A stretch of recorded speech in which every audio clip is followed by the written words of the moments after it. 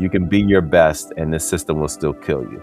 So how do you be your best, and how do we address the inequities that's built in this system, protect it within this system, nurture within this system? This week on Unmasking with Male Educators, I'm talking with Brother Sharif El-Mekki, a Philadelphia-rooted educator, former teacher and principal, and the visionary behind work that's pushing the conversation beyond representation and into real system change. We talk about what it costs to keep showing up in schools that were never designed to protect Black humanity, and what it looks like to lead anyway without losing yourself. From the weight Black male educators carry, to the power of student agency, to the urgent work of building and keeping Black educators in the profession. El-Mekki has founded the Center for Black Educator Development and serves as its CEO. This episode is a call to courage and community. In today's episode, we discuss 1, why telling Black boys to be twice as good can become a trap when the system stays the same. 2, the mask Black male educators wear, stoicism, compartmentalization, and the real cost of survival at work. 3, how student agency changes everything when young people are treated as leaders, not liabilities. And 4, why retention is the real recruitment strategy and what schools must change to stop pushing Black educators out. Listen, if you're a teacher, leader, or coach who wants to stop unintentionally reproducing harm and start building schools where Black educators can stay, where Black students can breathe, and dignity isn't conditional, share this episode with at least one person on your campus, one person who you care about, one person who needs to hear this conversation. So get ready, take out your notes, and let's start the show. As a male educator at your school site, it can get lonely. Only 23% of K-12 educators in America are male. And just think about what this gender gap means for your male students. They experience disproportionate levels of discipline.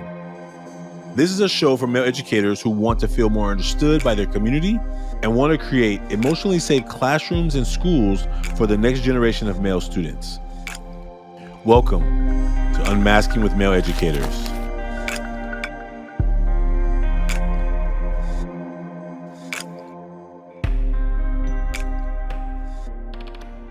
Brother Sharif El-Mekki, it is so glad to be with you today. Welcome. Thank you. Thanks for the invite. Glad to be in community with you and your listeners. Well, you know, you and I don't know if you remember, you and I met first in Kansas at the Kaufman, I don't remember the name, I'm forgetting the name of the actual conference, but it was at the Kaufman Center. And that's where our first... The Amplify. I even have my hoodie over there too. Imagine that. The Amplify conference. Oh my God. And so I'm so glad to finally be in this space with you. Would you just tell folks what you want them to know about you that will help them, just as we talk about not only these masks, but about males and Black males in education? Yeah, absolutely. I'm a child and grandchild of activists. I was a teacher and a principal for 26 years in Philadelphia, all in West/Southwest Philadelphia. I'm a husband, I'm a father, I'm a son, brother, and a child of the community. West Philadelphia, born and raised. Some of your audience members know the rest of that, but yeah. Oh man, well, right on. Well, I know one of your podcasts is called Seventh Philly, right? Philly 7th Ward. Yeah, that's and that's a blog page that's, a lot of folks, I'm a contributor to it, but it was a nod to W.B. Du Bois, who did a lot of work in Philadelphia, and Philadelphia at that point was divided up into wards, like some cities still are, and the 7th Ward was the blackest ward. It has the highest concentration and percentage and numbers of Black people, was the 7th Ward. And while he was commissioned by University of Pennsylvania, they refused to give him an office to do the work. And so he stayed in the 7th Ward. So we named that, that page, and people could find it, Philly's 7th Ward with the number 7, .org. it's a nod to his work and just being we talk about national and international issues, but since it was born in Philly, we had to get a nod to one of the OGs who has laid the groundwork for many of our steps that we take. And I saw that one of the most recent articles that was put out was about, I think the topic was stop telling Black boys they need to be twice as good. I think that Hmm. was the most recent one I read. Yeah, And very powerful, very provocative. I mean, but for me, like, oh, yeah, that makes, I mean, I see why it was done. And I see, I now being able to see the other side of it is like, oh, maybe we've done it too much. Right. And so, um, I think a very powerful take on that concept, you know? yeah.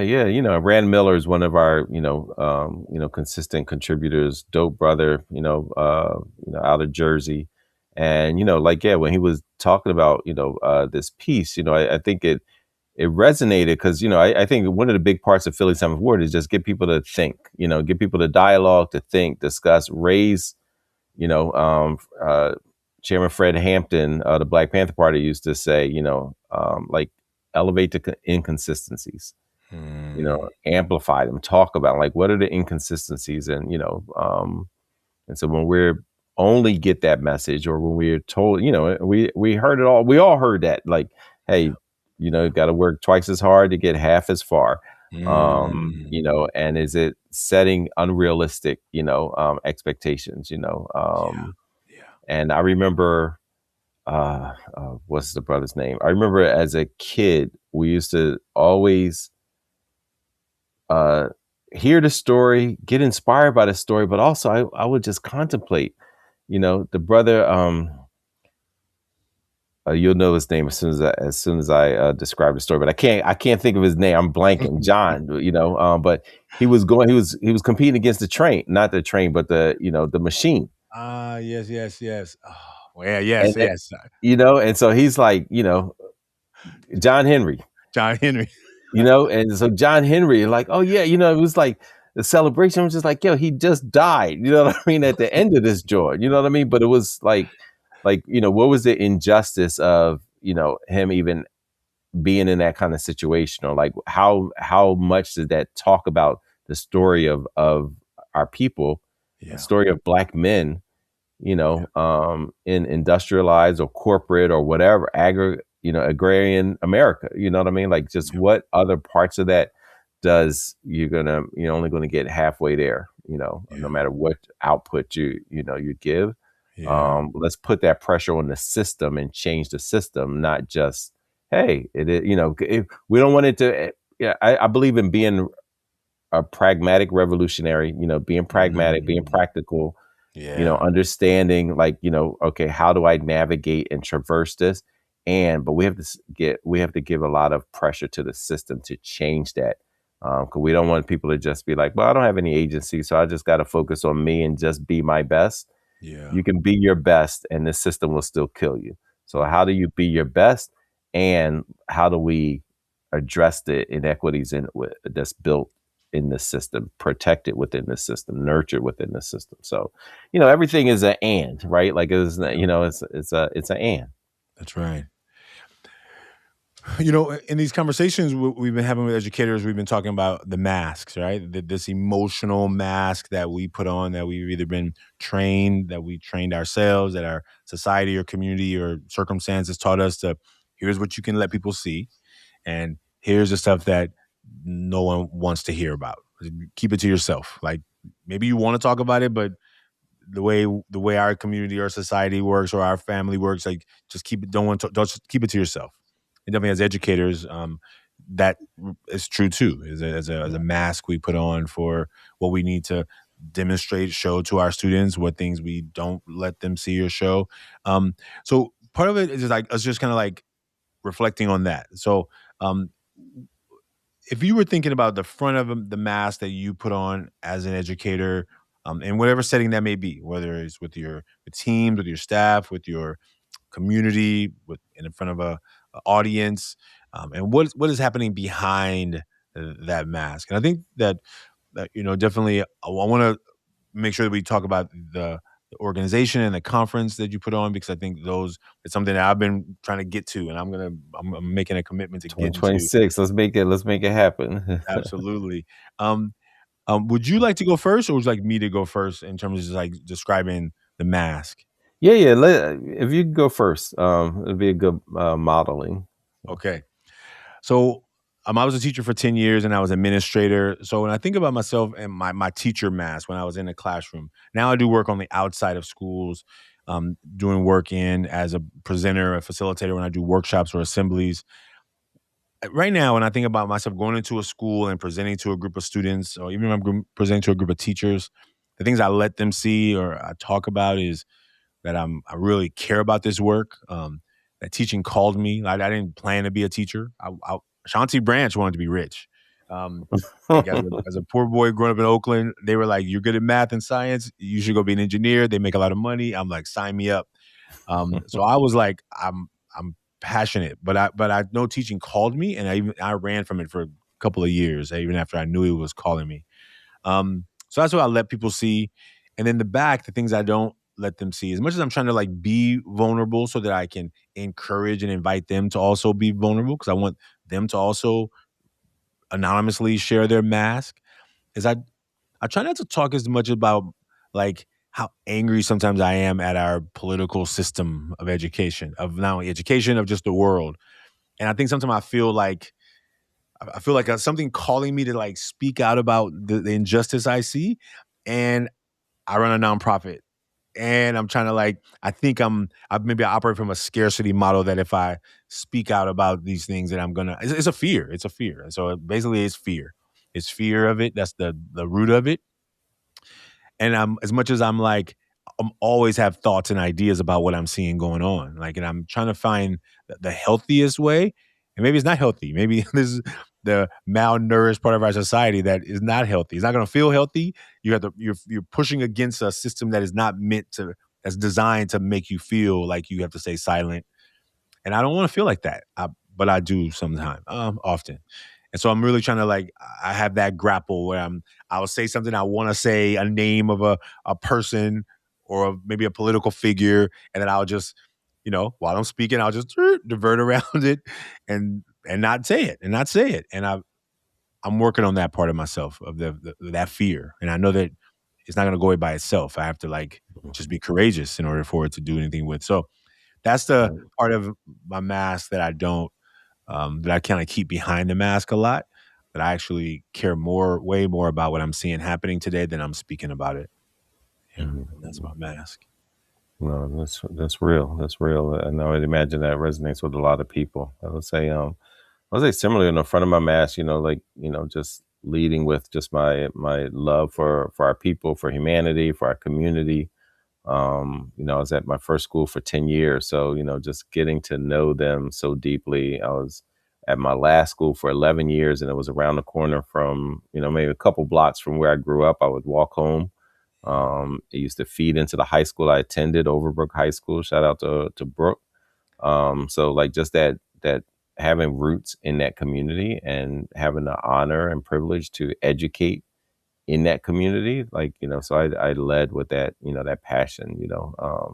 I had neighbors who were in the school. I had relatives who lived in the neighborhood who were in the school. I had children of former classmates of mine when we went to high school up the street in that school. So it was just like that, just being in depth and also just feeling the honor of being accountable to family. Like, never knew who I was going to see, whose grandma I was going to see when I went to ShopRite, to get, to go, get some groceries. So, that kind of thing I think is what I led with. I think, as far as like the back of the mask, and I got called out by a colleague and friend.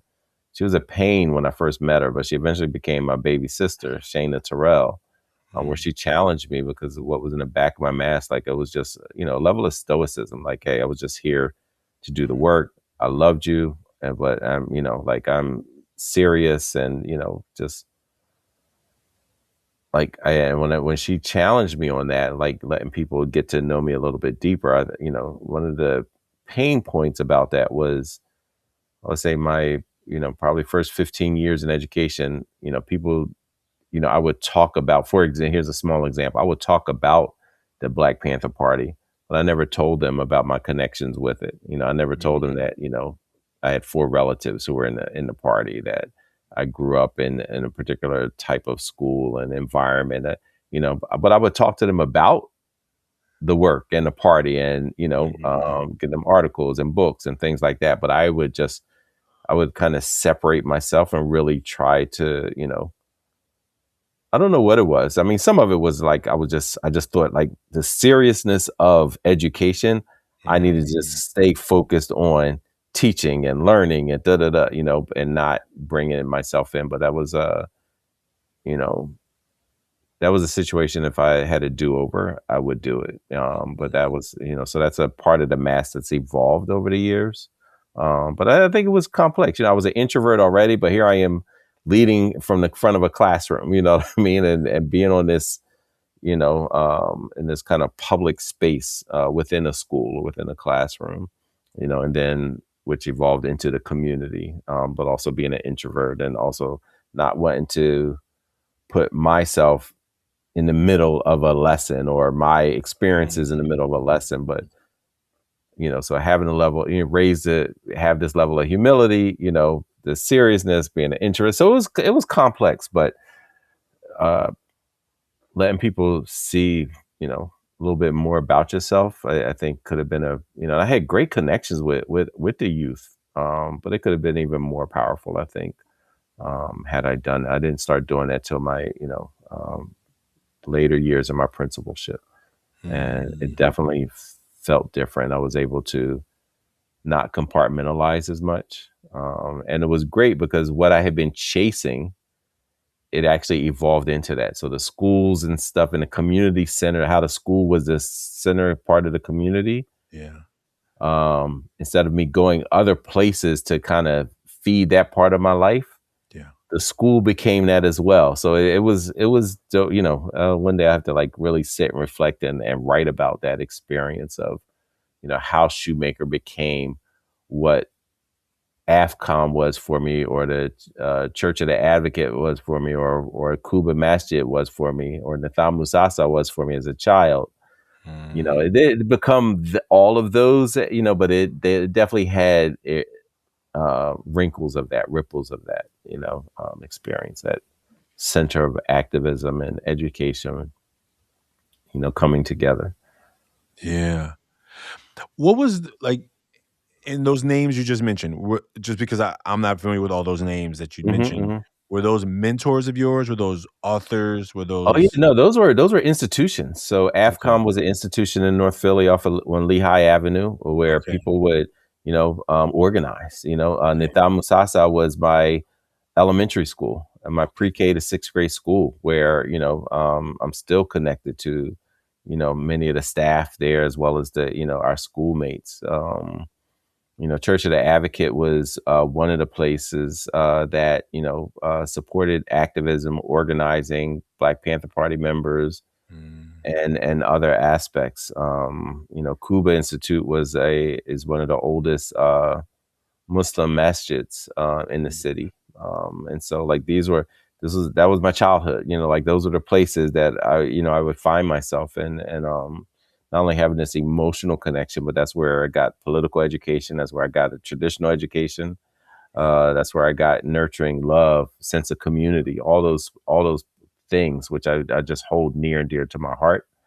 But when I was compartmentalizing, when I stopped compartmentalizing, I started seeing aspects of that come alive in and it was always all the other. I was only in 3 schools in those 26 years. The first 2 were very community, based and things like that. But there's something else happened at Shoemaker, which is the school I retired from, Okay. when I compartmentalized a little less. Didn't go to 0, but it was definitely less than when I was when I think about a teacher and I'm just trying to be professional and and still, like as I said, I was still able to connect deeply with the community, because that was basically West Philly, and something I was very familiar with. But it did take on a different level. And then part of it was like I was in a leadership role as a principal, so I could make decisions, I could build my team, Yeah. all of that, and my vulnerability um, enhanced my leadership and I think my ability to feel comfortable in this space. When you began to put like like become not only just a teacher, but become like a person who has personal experience through the teaching, like what does that do for students? What did you see that did for students? Or I mean, you said for you it made you feel more connected, but what did you notice? What did it do for students to like um, to offer them? Wow, this is a history lesson, but wow, that person knows something about that deeper than just knowledge, right? He has a personal experience. Yeah, you know what? They became more demanding, which was awesome. Like that level of agency. Like there was a group of students who they formed a student group, named themselves Raised Woke, and then started making demand. They didn't have an adult sponsor. Like they were like, no, this is a student center. We don't need an adult sponsor. Named themselves Raised Woke, and then they were making demands, which was like beautiful. Like one of their asks was like, hey, we actually want to meet some real Panthers. We Mm. wanna meet real Black Panthers. We wanna meet some of these folks that you all have spoken about and shared articles that we discussed in our curriculum. We wanna meet some of them. And so, like, that was one of their demands. We were just like, "Oh, we can make that happen," you know? So, and again, that's not something that was, trying to recall. I don't think that was asked in my other schools. I think it was because of the environment, because of the team there, where students were like, "Oh, I want to know more about this." I Mm. remember a student said, "I'm going to invite Brittany Packnett to come speak with us." Brittany Packnett's like, doing so much great work, but the student feeling like, you know what, it's not only do I have agency to do this, but I have a right as a learner to access a community member, Yeah. an elder of mine, and I feel comfortable to say, like, hey, you know what? Can we come learn more from you? Can you come here to our school? Can you visit us, and can we learn from you? That's I think agency, boldness, empowerment, all of those things, we saw in the students, which is a beautiful thing to say. I love when students have demands, like, yeah, absolutely, take up space, so Are you in touch with still those students today? Are you do you see them? Do you hear from them? listen, I not as much as I want to. I would love to see them more. I was just bragging on social media the other day. We had a staff retreat, and so I happened to be downtown. I'm not usually downtown. Saw 5 or 6 former students, from my early years as a teacher, saw one, Angela Richardson, all the way to, the ones who I was, the principal. And it is a beautiful thing to, to see them and hear about what they're doing. But I'm fortunate. I'm grateful. I'm in touch with so many students, even now in the process of we're interviewing some of them just to hear their stories and about their trajectories Mhm. and really lessons like what did they wish I did differently? What Yeah, did they wish our team did differently? yeah, Just so we can kind of capture it and share it with folks. Just like, hey, here's some things we hear. 30 years later, yeah, all the yeah, way from 6 years ago, yeah, and everything in between about just like, hey, here's aspects of Black education that we want to share with the community. So yeah, so with several of them still in touch with, mhm, many of them have become educators through our mhm. programming. So yeah, it's a beautiful thing. Can you talk about the education side? I know I want to talk maybe about the program. I do want to talk about young men in your community and mental health and wellness and showing up, but I'm Mhm. really curious about the program and recruiting male educators. So tell me about the organization. Tell me about the organization of recruiting and training teachers and educators, Black male educators. Can you tell us what made you start it? How did it come about? I really would love people to hear about that. Our work is Center for Black Educator Development, we're working to help rebuild a national Black teacher pipeline. We know that there's been a significant drop off of Black educators.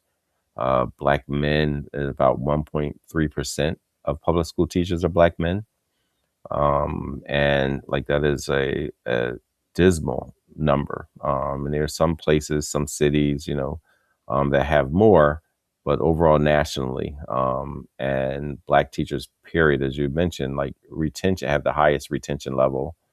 I mean, I'm sorry, have the highest attrition level. So they leave the profession at higher rates than other demographic groups. So, and there are far less who are in teacher colleges, to become teachers. And, so all of that. So we looked at that, but, it wasn't just like, oh, they're not there. We're also looking at the impact that Black educators have, the history of Black education, and what Black educators did in this country to push it towards a more, push it towards justice. We still got a long ways to go, obviously, but like, Black educators were central parts of every human rights movement in this country. Black educators played an integral role in that, and so we just didn't want to lose that narrative. Where the narrative's like, oh, it's too hard and nobody wants to teach, and there's another narrative. We're addressing the system as well as supporting the pipeline, and so we looked at what is a pipeline, where are the holes, and what insulation does it need, and so we landed on a couple pillars. One, we call it the 3 Ps: policy and advocacy, professional development, and then pathways. So most of our work is in the pathways portion, where we're engaging high schools around the country purchase our curriculum. We wrote curriculum, Nice. 9th through 12th grade, basically career technical ed, CTE. So think, we have voc ed for all these careers, but there were very few voc ed, so to speak, for teaching career. And so we designed a course to address that, and so now we have students around the country taking this course, and basically an introduction to teaching 101, but from a Black pedagogical framework, a Black historical lens, really connecting teaching to historically how were folks looking at teaching to pour into their communities, the communities they lived in, communities they were leading, all of those kind of things, connecting teaching to leadership. Yeah. And so we just, our team just went into depth to really design a 4-year curriculum that elevates that, and you think about it, man, most students go through 13 years of education, and no one ever has a conversation with them about, oh, here's the educational theory that we're using to educate you. Here's the behavior theorists that we believe in, that we're choosing to use for the framework to design our school. Yeah. It's just like, oh, you're in school, you're part of this social experiment, but you're a passive participant. You don't know what is your educational theory and practice that's informing your practice, And, obviously a first grader, that conversation with first grade is going to be very different, but we believe like high school students can definitely have these type of conversations about, oh, who were the psychologists who informed the teaching that's happening in this classroom? And more importantly, is this working for me? Did y'all land on the right educational theory? Yeah. Are y'all following the right child psychologist? And when they, and these are things that are in our course where they learn into that, and like, hey, here's where this came from. Here's why education is either connected to liberation or not. Because here's where, is it to, replicate what's happened in the past, or is it to innovate and address something for the future? And so we believe students had a right to engage in that. And that is a big part of what we've, done. Typically, you go to a school to learn how to become an educator. You typically learn about white educational theory, white behavior theorists, European or white American child psychologists, and then you're sent to teach Black and brown kids. We're like, you know what? There are a whole lot of Black folks who thought about, researched, implemented, practiced, debated, discussed, wrote about the education of Black children. Yeah. That's what we're building our curriculum around, so students are aware of them. That's what we built our professional development around. We're not disparaging. Well, some we do disparage, but we're not disparaging just for giggles. It's like, hey, here's a framework. Yeah. Here's a framework that centers the humanity of children, Yeah. the humanity of Black children. Here's one that would be shocked right now if they came out their grave and saw that y'all were in public education. Mm. I mean, when you mentioned that, it's one of the things that I realized that I went to Mills College in Oakland, and I think our curriculum was based. I mean, I remember Gloria Latson Billings. I think it was why are all the Black kids sitting together in the cafeteria? Tatum, Um, oh, that's Beverly Tatum. That's Tatum. Yeah. I think other people's children. I think that's. I'm trying to connect the Delpit. authors with them. It was like 20 plus years ago, but I Yeah. remember No, you got Lisa Delpit, the Lisa notorious Delpit. GLB, Gloria Latson Billings. You got Yeah. Dr. Beverly Tatum. Yeah. But Mills College, that's a different type of play. Like your professors there, Yeah. that's dissimilar to what a lot of other folks. There are a lot of folks being Mm. educated who've never read any of their work, Mm. never studied their work, never was accountable to implement their work. Yeah. Yeah. And we Powerful. just Yeah. feel like, no, these are folks our students should, 2 out of those 3 have taught in our open classroom at our convening, for example, because we believe like that's so important. And their work connects to work previously done. Yeah. Yeah. And it connects to work, that will be done in the future. And maybe I think as a person who went through a program like that, maybe that's kind of some of the shock I got when I got to certain schools, and I'm like, what is wrong with these teachers? Like, what is Mhm. wrong with these people? Like, who didn't learn that, who could care less about that, who could care less about how other students learn differently. And maybe it's the first time I've actually put them together, and like maybe that was with some of the conflicts I had with a couple of teachers my first school site. Not a lot of them, but some of them, right? Like, how are you talking to me like that? Like, to me as a former teacher in this school, how are you talking to me that way? And I have to, like, me as a Black male, right? Well, only one of me at this school. I got to be careful how I respond. So I take in how you're talking to me, which is totally, in my view, not acceptable. And then I have to be like, respectfully, responsibly respond because there's students around, right? And how these different things are like, this is probably not a conversation we should have in front of students, like, Mhm. but now we're already having it because you've already tried to chastise me. And now, how do I now respond where I don't become the aggressive Black man who yelled at this white lady for disrespecting me, right? And so Mhm. now I put on a mask and I'm like, okay, how do I do this carefully, responsibly? And I think that pressure sometimes is a lot, right? It's like, how do we as educators, in a place that doesn't understand us or do like lead like we lead or teach like we teach, who then tells us our teaching is not going to work, right? And that kind of stuff happens as well. Tell us about the convening, because I think I want people to hear about the convening because I'm definitely excited about it. What are the things that people could say they take away with them when they leave there? Yeah, the convenings have been really like just amazing spaces for community. Like, I mean, that's how I look at it. It's been community, but it's also, a sense of like, like action. So it's not like a conference, is what Dr. Will Hayes frequently says. It's actually convening. We're convening to get work done, you Mm, know. And so I think my favorite part of the convening is how organically it began. It began with just young men some of them who were thinking about leaving the profession, and we're like, no, let's get together. How can we mm, support you? What can we as a community? We're probably each of us one in our school, but like, how do we come together? How do we yeah, build community even across school borders and boundaries?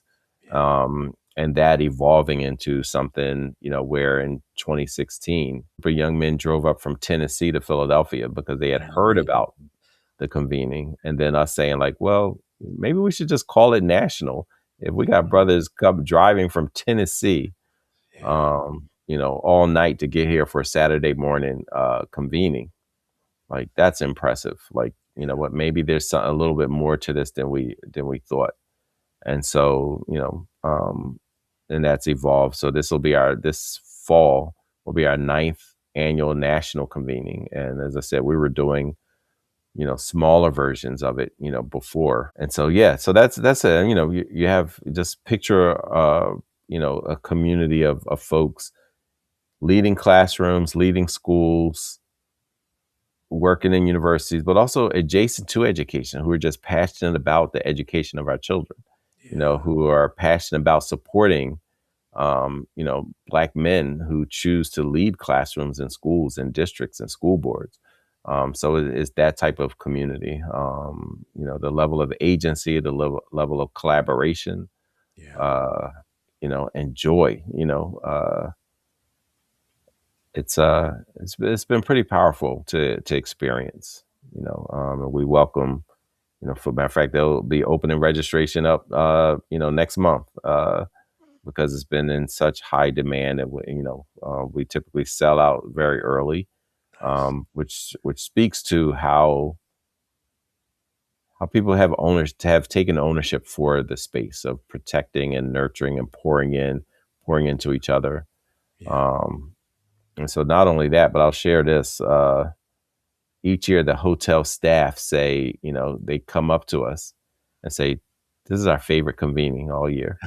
And we're like, "Why?" Like, yeah, they're like, "We don't get to see," and think about it, when they describe what they saw, just as, people who were hosting us and serving us, the amount of joy and brotherhood and sisterhood, that they saw. They're like, "We never get this many thank yous for, giving something or compliments," and they're like, "The way that y'all engage each other, high fives and hugs, and, standing room only rooms where people are like not just hanging out in, a lot of conferences, they're like, people hang out in the lobby as people are talking. They're like, not here. People are like rushing to get to the workshops and build. And then they're like, after hours, people are in the conference, but like, in the lobby. So they're just like, it's, but mainly the energy of the participants, which is a beautiful thing, right? So for hotel staff to be able to recognize and say, like, this is different. We're like, yo, these are Black men educators and their allies.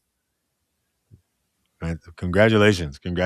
I'm super excited. And hopefully one of these years I'm gonna get some of our young men there with us. We're coming Oh, from the please. east, so we're coming from the west. So we got No, listen, California and the West Coast, it's usually about between 35 and 40 states represented. We've had delegations from Africa attend. Nice. We've had delegations. Matter of fact, somebody just friended me on LinkedIn who I met. They were Black educators from Germany. There was a Germany delegation, Black educators who came all the way over here. So England, Canada, Virgin Islands. So it's really become an international convening. But yeah, your spot has been empty. So hopefully you come fill it. Let's do it. Well, maybe as we close up, I would love to. I want to make sure you tell folks how they can find about how to register for the conference. I want to do that, but maybe just a last sentence just around, not only men's mental health, but also what you may be hearing and seeing on the ground with students, and how it can play a role in the burnout of keeping those educators in education. You say that the attrition is really high, right? And we know the burnout because sometimes if you're a Black male on a campus and you're one of the only one, you're going to be telling what they're going to round you in for some discipline situation, right? Hey, help us out with this, right? Because I think It's sometimes disciplinary, yeah. disciplinarian situation, or they try and get you out of the classroom into a dean role so that you can help to do the discipline, and you're like, well, no, I want to be a math teacher, right? This is what at work I was born to do.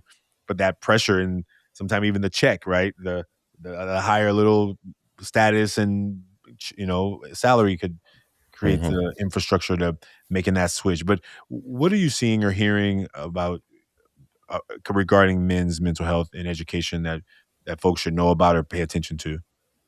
Yeah, I think it's very similar to how Black boys experience, and I think how we describe it is really trifecta. If you're this young Black boy and you, even before you did, when you were too young to really have the language about feeling dehumanized. You know, we know that there's been studies that show that, you know, Black kids experience their teachers' racial biases as early as 3 and 4 years old, you know, so that's pre-K. And it doesn't get easier as you get older, you know, it gets more complex, more hard hitting, and more gut wrenching. And so, you know, if you experience that as a kid, but then as you described earlier, now you're a professional, you experience professionalized racism, professionalized biases, uh, but you're the same kid who also experienced it as a student, sometimes in the same city, you know, maybe even the same district. But then now you add a layer where now you're also trying to protect or make a decision whether to protect or assimilate for children who deserve much, much better. So it's what you experienced as a kid, what you're experiencing now as an adult, but then also what you may be doing or choosing not to do to protect and educate children. And, you know, so all of that combined, as you can imagine, when we hear it described this way from, you know, from colleagues and mentors as well as the youth, like what can that do on the psyche of, you know, of a human being, you know? And so when we talk about like attrition, you know, we always say like the more anti-racist the school community is, the higher your retention rates will be. You know, like that's the, you know, that's the litmus test of like how anti-racist are you? You know, because that plays into your policies, it plays into your procedures, it plays into your decision making, it plays into your leadership. All of that is a prism. Matter of fact, we were so dismayed that so many districts had not been thinking about that. We wrote a retention, you know, basically a playbook. Like, hey, here's a basically ways to think about retaining educators.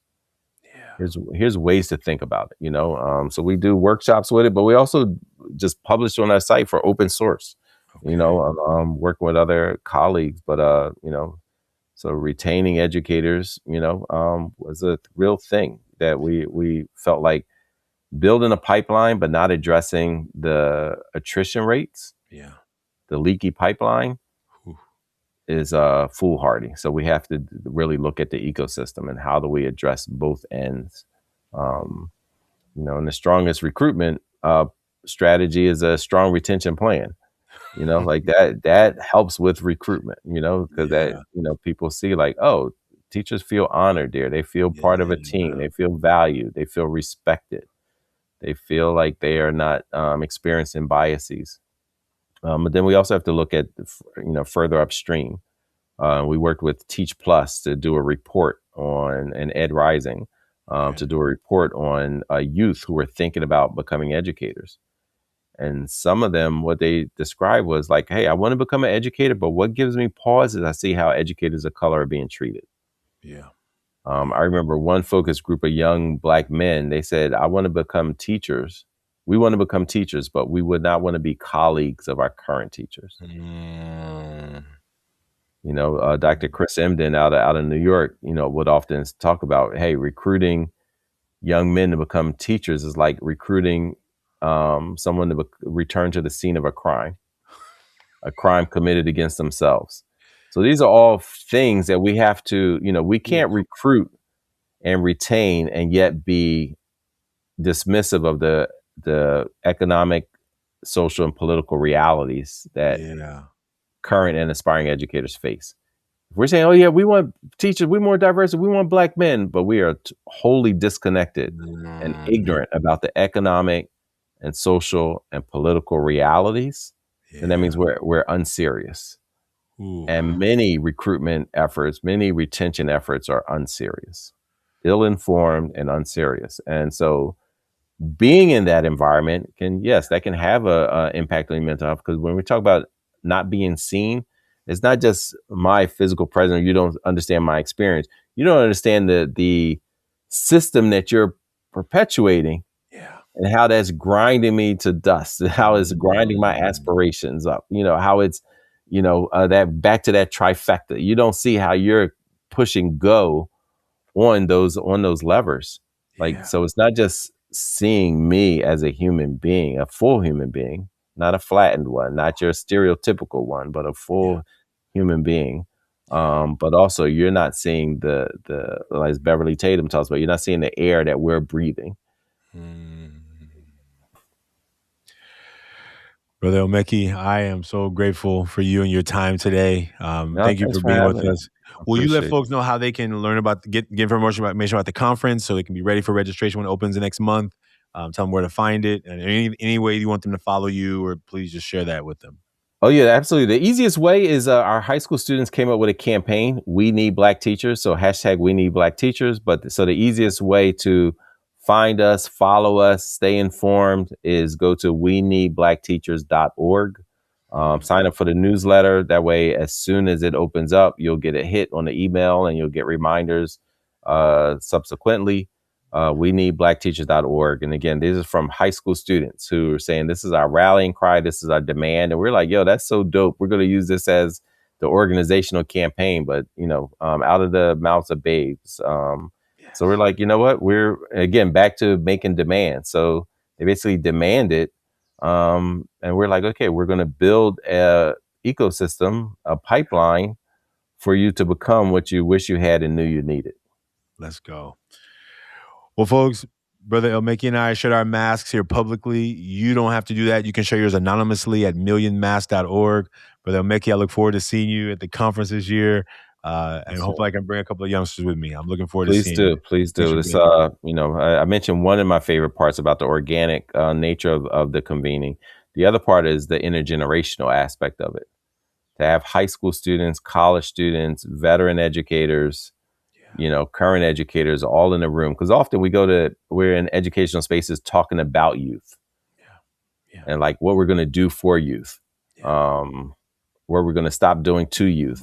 But to have the youth in the same room, on the panels, sharing, here's what we're going to do, as well as it raises the ante. And you can't help but leave inspired when this sophomore in high school and this sophomore in college is talking about their aspirations of leading classrooms of next generation.